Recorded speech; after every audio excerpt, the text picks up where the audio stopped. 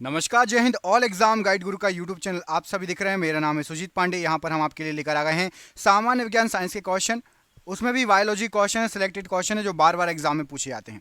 करते हैं वीडियो को बिना देर के हुए स्टार्ट। बायोलॉजी अच्छे से पढ़ लो, साइंस अच्छे से पढ़ लो। आपको ग्रुप डी से लेकर, पुलिस से लेकर, कांस्टेबल से लेकर, पटवारी से लेकर, पीएससी, एसएससी, रेलवे से लेकर कोई भी एग्जाम नहीं है जहाँ पर साइंस नहीं आती हो। ठीक है, तो बिल्कुल अच्छे से पढ़ना है साइंस को। पहला क्वेश्चन देखिए, ये पूरे क्वेश्चन याद कर लेना, ये बहुत इंपॉर्टेंट वाला वीडियो है, इसमें सिलेक्टेड क्वेश्चन लेकर आए हैं। ठीक है, याद रखना प्लीज। जंतु विज्ञान की किस शाखा में मानव जाति के समाज शास्त्र के अध्ययन से गहरा संबंध है? तो जंतु विज्ञान की शाखा है जिसमें समाज शास्त्र से गहरा अध्ययन है, एंथ्रोपोलॉजी। ऑप्शन नंबर यहां पर डी, एंथ्रोपोलॉजी राइट आंसर हो जाएगा। जंतु विज्ञान किसका अध्ययन है? तो जंतु विज्ञान जो है ये जानवरों के अध्ययन से संबंध है। ऑप्शन नंबर यहां पर डी, जानवरों का अध्ययन जंतु विज्ञान के अंतर्गत। प्रश्न के लिए बिल्कुल सही आंसर हो जाएगा। अगला क्वेश्चन देखिए, पैलिएंटोलॉजी डैश के अध्ययन से संबंध है? तो पैलिएंटोलॉजी में आपका अध्ययन किया जाता है जीवाश्मों का। यहां पर आपका ऑप्शन नंबर बी, जीवाश्मों का अध्ययन प्रश्न के लिए राइट आंसर है। माइकोलॉजी डैश के अध्ययन से संबंधित है? तो माइकोलॉजी ये जो है आपका ये कवक विज्ञान का अध्ययन है। ऑप्शन नंबर बी, कवक प्रश्न के लिए बिल्कुल सही आंसर है। विभिन्न प्रकार के ऊतकों के अध्ययन को क्या कहा जाता है? तो विभिन्न प्रकार के जो ऊतक होते हैं उनके अध्ययन को ऊतक विज्ञान कहा जाता है। ऑप्शन नंबर डी, ऊतक विज्ञान राइट आंसर हो जाएगा प्रश्न के लिए। जानवरों के उनके पर्यावरण के साथ संबंधों के अध्ययन को क्या कहा जाता है? तो जानवरों का उनके पर्यावरण के साथ संबंधों का अध्ययन इकोलॉजी कहलाएगा। ऑप्शन नंबर यहां पर डी, इकोलॉजी प्रश्न के लिए राइट आंसर है। किसी कोशिका में मौजूद सबसे बड़ा कोशिकांग कौन सा होता है? तो सबसे बड़ा कोशिकांग आपका नाभिक होता है कोशिका में मौजूद। ऑप्शन नंबर यहां पर बी, नाभिक राइट आंसर हो जाएगा सबसे बड़ा कोशिकांग। निम्नलिखित में से कौन सा घटक पत्तियों को हरा रंग प्रदान करता है? तो पत्तियों को हरा रंग प्रदान करने का काम है क्लोरोफिल का। Option number C, chlorophyll right answer हो जाएगा प्रश्न के लिए। पौधों में कोशिका भित्ति का निर्माण करने वाले जटिल कार्बोहाइड्रेट्स को क्या कहा जाता है? तो कोशिका भित्ति का निर्माण करने वाले जो जटिल कार्बोहाइड्रेट्स रहते हैं उनको सेलुलोज कहा जाता है। ऑप्शन नंबर यहाँ पर भी सेलुलोज राइट आंसर है। रक्त डैश प्रकार के ऊतक का एक उदाहरण है? तो जो रक्त होता है ये आपका संयोजी ऊतक का एक उदाहरण है। ऑप्शन नंबर यहाँ पर भी संयोजी ऊतक राइट आंसर हो जाएगा।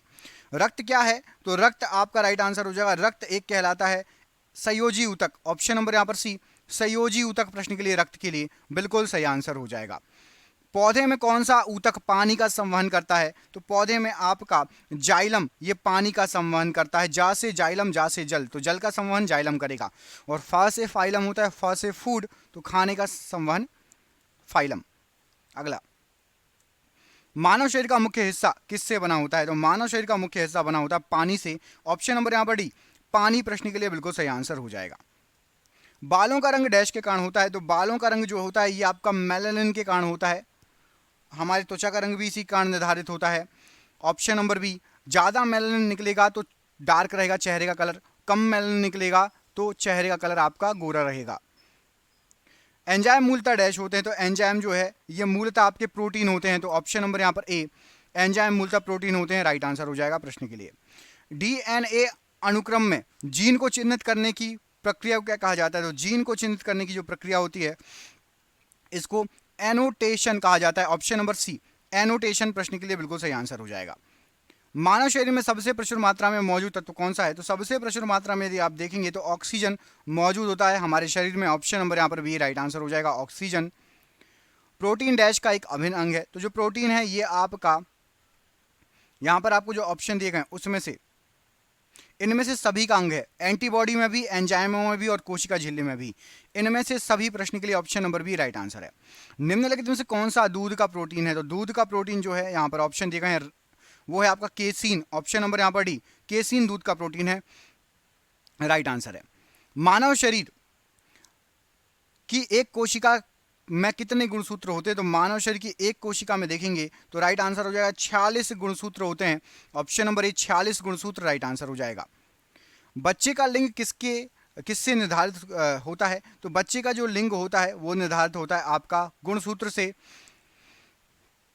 ऑप्शन नंबर ए, गुणसूत्र प्रश्न के लिए बिल्कुल सही आंसर हो जाएगा। अगला क्वेश्चन देखिए, मानव शरीर की कोशिकाओं में पाए जाते हैं? तो मानव शरीर की कोशिकाओं में टोटल आपके 23 जोड़ी गुणसूत्र पाए जाते हैं। ऑप्शन नंबर यहाँ पर डी, 23 जोड़ी गुणसूत्र प्रश्न के लिए बिल्कुल सही आंसर हो जाएगा। आधुनिक मनुष्य का वैज्ञानिक नाम क्या है? तो आधुनिक मनुष्य का वैज्ञानिक नाम जो है, राइट आंसर हो जाएगा आपका ऑप्शन नंबर सी, होमो सेपियंस। ऑप्शन नंबर सी प्रश्न के लिए आधुनिक मनुष्य के वैज्ञानिक नाम के लिए राइट आंसर है। किस वैज्ञानिक ने द थ्योरी ऑफ इवोल्यूशन का प्रतिपादन किया? तो the theory of evolution Charles Darwin ने इसका प्रतिपादन किया है। ऑप्शन नंबर यहां पर डी, चार्ल्स डार्विन प्रश्न के लिए राइट आंसर है। इन अंगों में से कौन सा अवशोषी अंग नहीं है? तो यहां पर आपको जो दिए गए हैं ऑप्शन में, इनमें से आपका मस्तिष्क अवशोषी अंग नहीं है।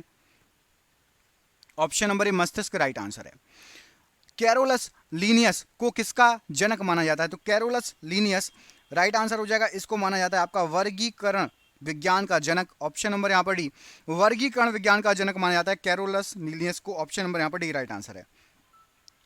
सिस्टेमा नेचुरे किसके द्वारा लिखी पुस्तक है? तो सिस्टेमा नेचुरे ये जो पुस्तक है, राइट आंसर हो जाएगा, ये लिखी गई है आपकी कैरोलस लीनियस के द्वारा। ऑप्शन नंबर यहाँ पर सी, कैरोलस लीनियस राइट आंसर है। जीव विज्ञान में स्पंज क्या है? तो जीव विज्ञान में आपका जो स्पंज है वो एक पशु है। ऑप्शन नंबर डी, एक पशु की श्रेणी में आता है स्पंज। निम्नलिखित में से कौन सा अंतः परजीवी का एक उदाहरण है? अंतः परजीवी का उदाहरण यहाँ पर आपको जो ऑप्शन देगा उसमें से फीताकृमि। ऑप्शन नंबर ए फीताकृमि राइट आंसर है। त्वचीय श्वसन होता है, तो त्वचीय श्वसन ये आपके केचुए में होता है। यहाँ पर ऑप्शन नंबर सी, केचुआ प्रश्न के लिए बिल्कुल सही आंसर हो जाएगा। इनमें से किस कीट के दांत होते हैं? तो यहाँ पर आपके जो ऑप्शन दिए गए हैं उसमें से ततैया और भौरों के दांत होते हैं। ऑप्शन नंबर डी, ततैया और भौरे इनके दांत होते हैं। निम्नलिखित में से किस पक्षी का अंडा सबसे छोटा होता है? तो सबसे छोटा अंडा यहाँ पर जो ऑप्शन दिए गए हैं उसमें से आपका humming bird. Option number D, humming bird प्रश्न के लिए राइट आंसर है। इनमें से कौन सी वायु से भरी शारीरिक गुहा है? तो वायु से भरी शारीरिक गुहा आपका साइनस। ऑप्शन नंबर यहाँ पर ए, साइनस प्रश्न के लिए बिल्कुल सही आंसर हो जाएगा। निम्नलिखित में से कौन सा प्राणी आमतौर पर अपने घोंसले में अंडे नहीं देता? तो यहाँ पर आपको जो ऑप्शन दिए गए उसमें से घोंसले में अंडे नहीं देता पूछा गया है, तो राइट आंसर हो जाएगा आपका कोयल अपने घोंसले में अंडे नहीं देती। ऑप्शन नंबर यहाँ पर भी कोयल राइट आंसर हो जाएगा। मानव शरीर का सबसे बड़ा आंतरिक अंग कौन सा है? तो मानव शरीर का सबसे बड़ा आंतरिक अंग यदि आप देखेंगे, राइट आंसर हो जाएगा आपका यकृत। ऑप्शन नंबर ए, यकृत प्रश्न के लिए बिल्कुल सही आंसर हो जाएगा। कौन सा पदार्थ पित्ताशय में संग्रहित और सांद्रित होता है? तो पित्ताशय के अंदर संग्रहित और सांद्रित आपका पित्त होता है। ऑप्शन नंबर यहाँ पर डी, पित्त प्रश्न के लिए बिल्कुल सही आंसर हो जाएगा। पित्ताशय में संग्रहित और सांद्रित। अगला क्वेश्चन देखिए, निम्न में से कौन पाचन तंत्र का हिस्सा नहीं है पूछा गया है? पाचन तंत्र का हिस्सा नहीं है, तो आपका हृदय पाचन तंत्र का हिस्सा नहीं है, बाकी यकृत, आमाशय और मुंह ये पाचन तंत्र का हिस्सा हैं। अगला क्वेश्चन देखिए, एंजाइम टाइलिन डैश में पाया जाता है? तो एंजाइम टाइलिन जो पाया जाता है ये आपका लार में पाया जाता है। ऑप्शन नंबर ए, लार प्रश्न के लिए टाइलिन के लिए बिल्कुल सही आंसर हो जाएगा। अगला क्वेश्चन देखिए, इसमें पूछा गया आपसे इनमें से कौन सा एक रक्त समूह नहीं है? तो यहां पर राइट आंसर हो जाएगा, रक्त समूह नहीं है पूछा गया है तो आपका सी रक्त समूह नहीं है। विटामिन सी होता है, रक्त समूह सी नहीं होता। ए बी और ओ ये रक्त समूह होते हैं। अगला क्वेश्चन देखिए, निम्नलिखित में से किस रक्त समूह को सार्वभौमिक दाता के रूप में जाना जाता है? तो सार्वभौमिक दाता आपसे पूछा गया है, राइट आंसर हो जाएगा आपका ओ को सार्वभौमिक दाता कहा जाता है। रक्त का इनमें से कौन सा घटक ऑक्सीजन का परिवहन करता है? तो ऑक्सीजन का परिवहन करना काम होता है आरबीसी का। ऑप्शन नंबर यहां पर D, RBC red blood cell प्रश्न के लिए राइट आंसर हो जाएगा। वायवीय श्वसन क्या है? तो वायवीय श्वसन जो होता है ये ऑक्सीजन की उपस्थिति में श्वसन। ऑप्शन नंबर बी, ऑक्सीजन की उपस्थिति में श्वसन को वायवीय श्वसन कहा जाता है। मानव हृदय की सामान्य धड़कन औसतन कितनी होती है प्रति मिनट? तो राइट आंसर हो जाएगा, सामान्यतः हमारी धड़कन होती है 60 से 100 प्रति मिनट। बाकी 72 आपका एक स्टैंडर्ड है, बाकी 72 से थोड़ा बहुत कम और थोड़ा बहुत ज़्यादा चल जाता है। मानव शरीर के किस अंग का एंजियोप्लास्टी की जाती है? तो मानव शरीर की एंजियोप्लास्टी देखेंगे तो हृदय, यहाँ पर आपका टाइपिंग मिस्टेक है, एंजियोप्लास्टी जो होती है वो होती है आपकी हृदय। ऑप्शन नंबर सी, यहाँ पर मानव शरीर में हृदय से संबंधित है एंजियोप्लास्टी। ऑप्शन नंबर सी प्रश्न के लिए बिल्कुल सही आंसर है। हीमोग्लोबिन डैश में पाया जाता है? तो हीमोग्लोबिन आपका पाया जाता है रक्त में। ऑप्शन नंबर यहाँ पर भी रक्त में हीमोग्लोबिन पाया जाता है प्रश्न के लिए बिल्कुल सही आंसर है। डैश हीमोग्लोबिन में मौजूद प्रोटीन है? तो हीमोग्लोबिन में मौजूद प्रोटीन यहाँ पर आपको जो ऑप्शन दिए गए हैं उसमें से राइट आंसर हो जाएगा आपका option number B, globin. Globin जो है हीमोग्लोबिन में मौजूद प्रोटीन है। डैश को 4 भागों में विभाजित किया जाता है, तो यहाँ पर राइट आंसर हो जाएगा आपका हृदय को 4 भागों में विभाजित किया जाता है। ऑप्शन नंबर यहाँ पर डी हृदय प्रश्न के लिए बिल्कुल सही आंसर हो जाएगा। फेफड़ों में श्वसन गैसों का आदान प्रदान किसमें होता है? तो फेफड़ों में श्वसन गैसों का आदान प्रदान ये कृपिका या एल्वियोली में होता है। ऑप्शन नंबर यहाँ पर सी एल्वियोली प्रश्न के लिए बिल्कुल सही आंसर हो जाएगा। रक्त को धमनियों से शिराओं में जिन सूक्ष्म नलिकाओं के माध्यम से प्रवाहित किया जाता है उन्हें क्या कहा जाता है? तो रक्त को धमनियों से लेकर शिराओं में केशिकाओं के द्वारा, केशिकाएं, ऑप्शन नंबर सी यहाँ पर राइट आंसर हो जाएगा, के द्वारा प्रवाहित होता है। ऑप्शन नंबर सी केशिकाएं राइट आंसर हो जाएगा प्रश्न के लिए। पुकिंजे तंतु डैश में विशिष्ट है, तो पुकिंजे तंतु जो है ये आपका हृदय में स्नायु तंतु, ऑप्शन नंबर डी हृदय में स्नायु तंतु प्रश्न के लिए बिल्कुल सही आंसर है। मनुष्य की सामान्य स्पंदन दर पल्स रेट क्या होना चाहिए? तो सामान्य स्पंदन दर आपकी होनी चाहिए 70 से 80, 72 होता है तो 70 से 80 बीट प्रति मिनट। ऑप्शन नंबर यहाँ पर सी प्रश्न के लिए बिल्कुल सही आंसर हो जाएगा।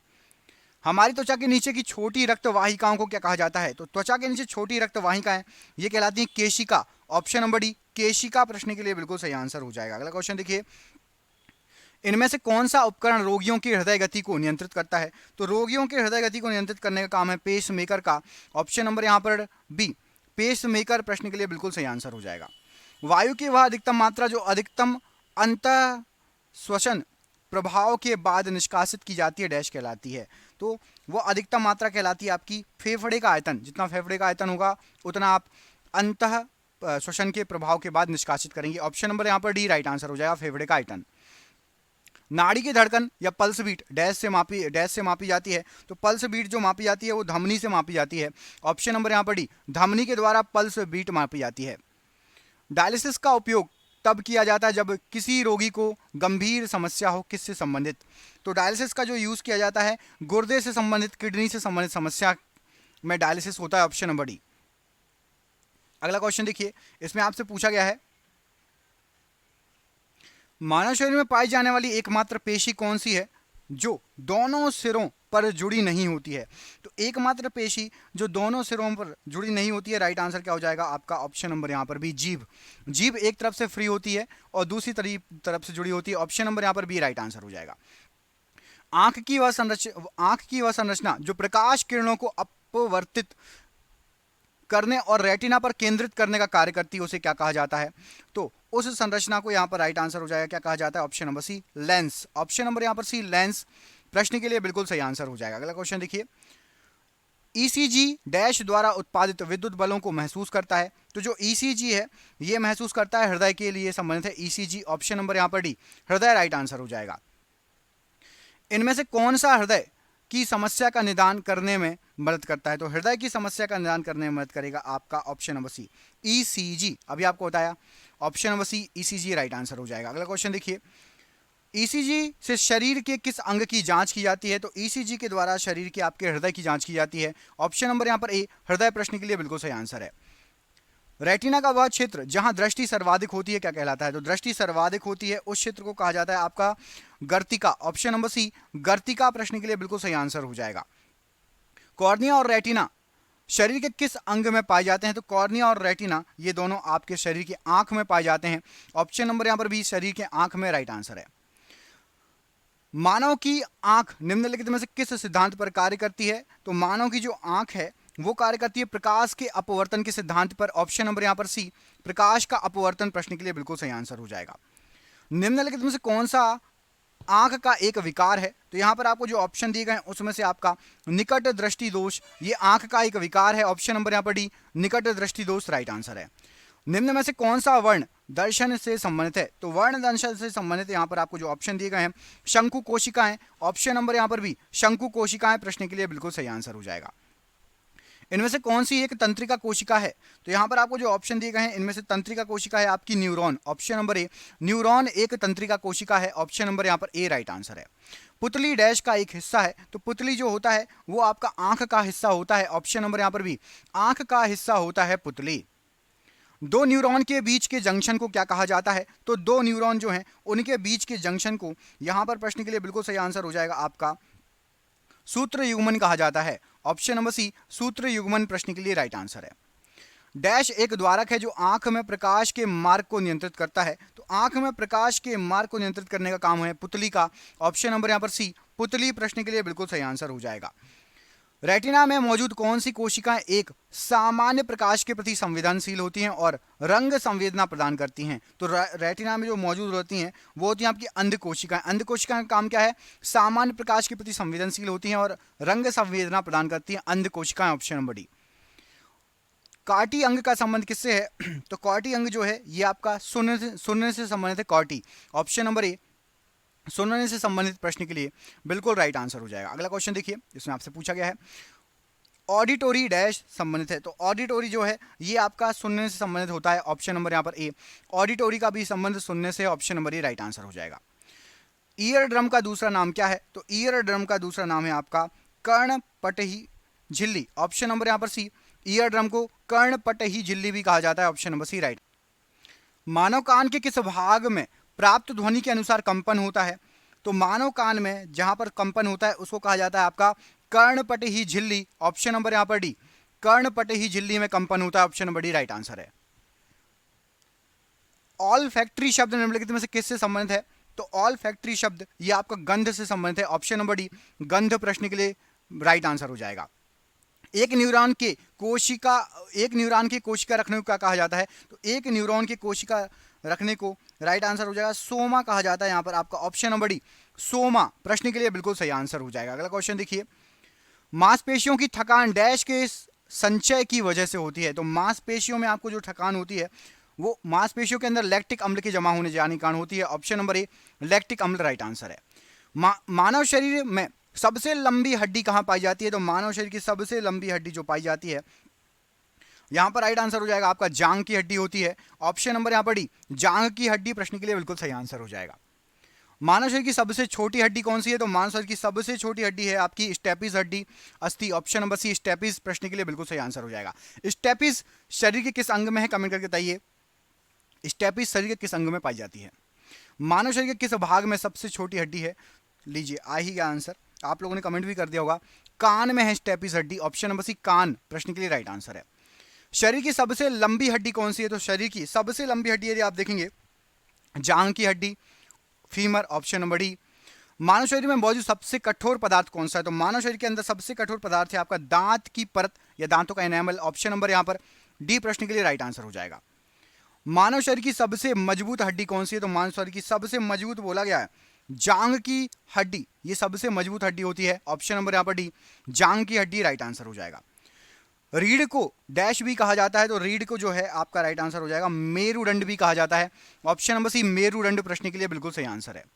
कौन सा खनिज हड्डियों के लिए आवश्यक है? तो हड्डियों के लिए आवश्यक है आपका कैल्शियम। ऑप्शन नंबर यहां पर डी, कैल्शियम हड्डियों के लिए अत्यंत आवश्यक है।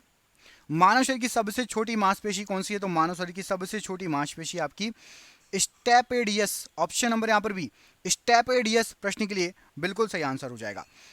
मध्य कान में मौजूद 3 हड्डियों के नाम क्या हैं? तो मध्य कान में मौजूद 3 हड्डियों के नाम है आपके हैमर, एनविल और स्टिरअप। ऑप्शन नंबर यहां पर भी हैमर, एनविल और स्टिरअप राइट आंसर हो जाएगा।